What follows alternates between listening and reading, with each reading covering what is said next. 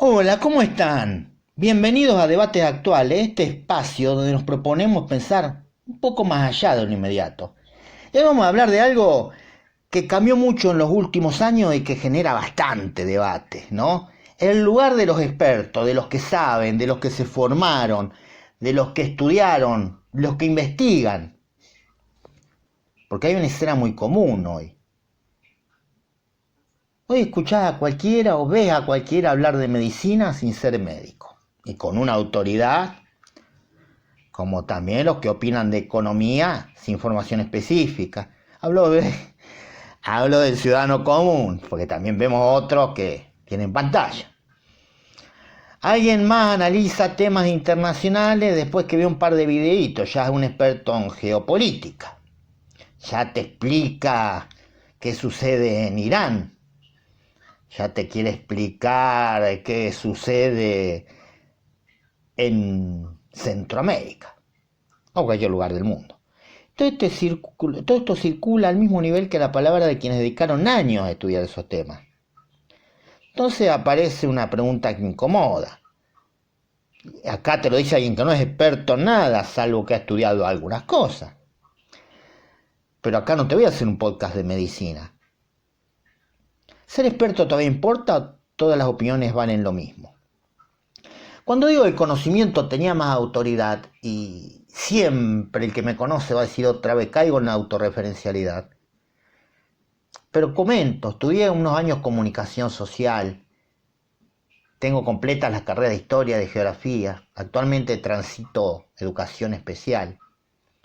Por supuesto me gusta la lectura de muchos temas, o ver videos de muchos temas. Yo no te voy a hacer un podcast de medicina, pues en todo caso sería leer a alguien que escribió otro. Y no voy a hablar de tratamientos recomendados. Puedo en todo caso compartir un video de un especialista. Sí, hago podcast de geopolítica, pero sobre algunos temas que ya se ha leído y escrito bastante, quiero decir. No, pues uno por ahí accedió a algo de eso. Yo no te voy a hacer un podcast de astronomía. Hablo como especialista, por supuesto. Durante mucho tiempo el conocimiento especializado tenía un lugar bastante claro en la sociedad. Quienes estudiaban un tema a profundidad eran reconocidos como referentes, no porque fueran infalibles justamente, sino porque habían dedicado tiempo, esfuerzo y formación a entender.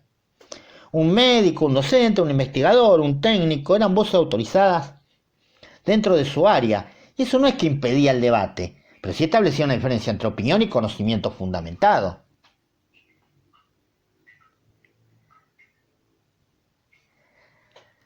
Con la llegada de Internet y las redes sociales, algo cambió profundamente. La posibilidad de hablar se amplió como nunca antes. Y hoy cualquier persona puede opinar, informar, cuestionar, difundir ideas. ¿Tienen derecho? Sí. Es algo positivo en varios sentidos. Pero tiene que tener un fundamento. Hoy parece que también se puso de moda no fundamentar. Digo esto porque sí. ¿Permitió que aparezcan voces que antes no tenían lugar? Sí, pero también generó un efecto particular. Todas las voces parecen ubicarse en el mismo plano. Un especialista y alguien sin información ni formación pueden opinar sobre lo mismo, y en muchos casos recibir la misma atención. Entonces surge una tensión. ¿Esto democratiza el conocimiento o lo desordena? Otro elemento importante de este debate es la relación con la confianza. En muchos ámbitos la figura del experto empezó a ser cuestionada. Algunas razones, siempre tomando muchas veces la excepción como regla. Errores reales de especialistas, pero también intereses políticos o económicos, información contradictoria, cambio de posturas en temas complejos. Todo esto genera en parte de la sociedad una sensación de desconfianza.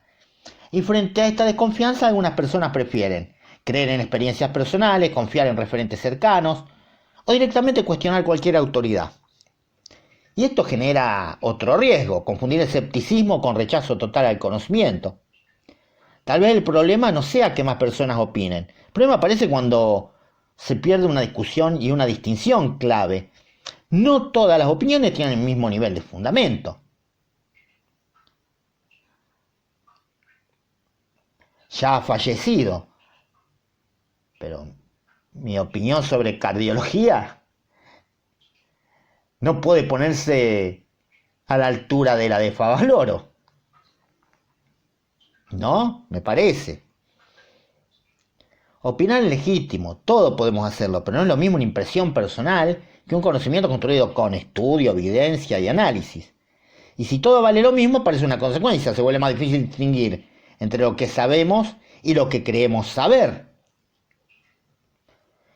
Entonces volvemos a la pregunta que le dio título a este episodio. ¿Ser experto todavía importa? Tal vez la respuesta no sea volver a una autoridad incuestionable, intocable, pero tampoco ignorar el valor del conocimiento construido con tiempo y dedicación. Yo no me voy a poner a discutir de derecho,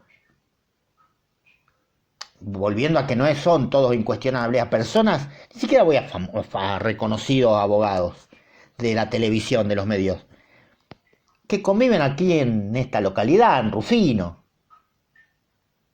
que tienen una biblioteca de leyes, de derecho, y que uno se da cuenta que la leyó y se actualiza. Quizá el desafío sea encontrar un equilibrio, valorar la participación de todos sin perder de vista la importancia del saber especializado, para no ponerme en autorreferencial, sino por la contraria.